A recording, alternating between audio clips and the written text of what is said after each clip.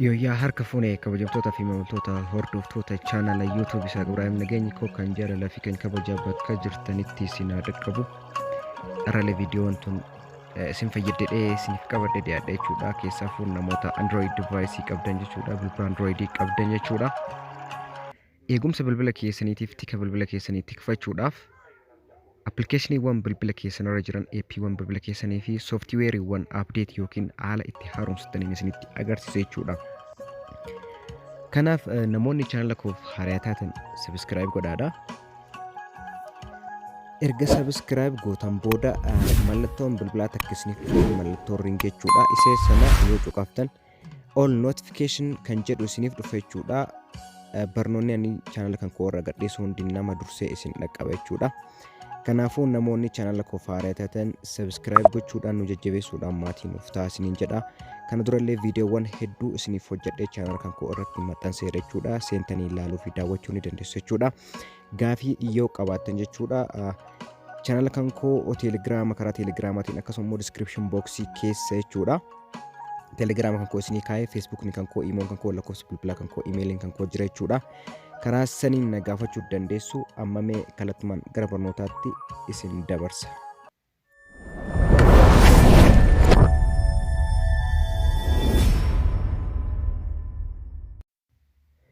Hayyee kabajamtootaa fi hordoftoota maatiiwwan chaanala isaa Ibraahim appilikeeshiniiwwan bilbila keessanirraa update gochuudhaaf jalqaba Play Store bantan jechuudha. Play Store kanarraan update godhattanii sooftiweerii bilbila keessanii asirraa update godhattanii bakka nama tuqe kana tuqxanii yeroo tokko kilik gootanii iddoo kana ni bantan jechuudha. San booda imeelii keessa waliin isiniif dhufa seetingiin amma agartan kun jechuudha. Seetingii kana ni bantanii by the way update gochuun bilbila keessanii baay'ee barbaachisa jechuudha. Kanaafuu iddoo manage apps and device jedhu kana kilik gootanii si'ata kan ni bantanii achi booda haala kanaan isiniif fida. Fuula kana yeroo isiniif fida jechuudha.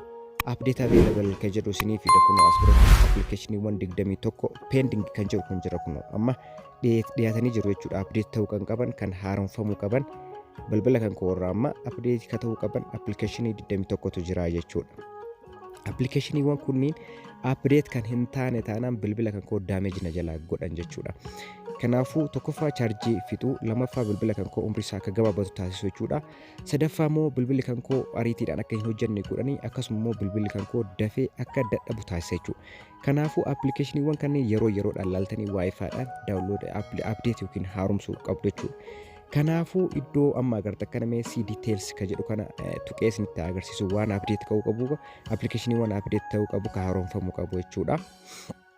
Bakka kanatti jechuudha akkuma argitan update all ka jedhu jira jechuudha. Hunduma isaa yeroo tokkoon update godhi yookiin haaromsi jedha jechuudha. Kanaafuu yeroo tokkotti mee update godhee isinitti agarsiisu yookaan immoo tokko tokkoon update godhee isinitti agarsiisu jechuudha. Iddoo kanatti wanni isinitti himu maalidha? Appilikeeshiniiwwan hedduu yeroo tokkotti update yeroo gootan jechuudha. Isin rakkisaa appilikeeshiniin wifi baay'ee cimaa ta'e barbaada jechuudha. Kanaafuu tokko tokkoon update irra gootan isiniif wayya. Mee fakkeenyaaf amma all update jedhee jira. Hunda isaa update godhaara. Garuu yeroo dheeraa natti fudhata jechuudha. Maaliif yeroo tokkotti download gochuudhaaf ni rakkisa jechuudha. Kanaafuu iddoo mallattoo X tana tuqee jechuudha. Hunda isaa ni balleessa yookiin cancel all ka jedhu tuqee balleessa jechuudha. Amma tokko tokkoon update gochuutu irra naaf wayya jechuudha. Kanaafuu mee update haa godhu isa kana fakkeenyaaf appilikeeshinii kana Android ka jedhu kana isa jalqabaa kana update haa godhuuti. Erga kilik godhee kun naaf naannahaa jira. Naaf lakkaa'ee jira lakkoofsa naaf lakkaa'uu eegalee jira jechuudha.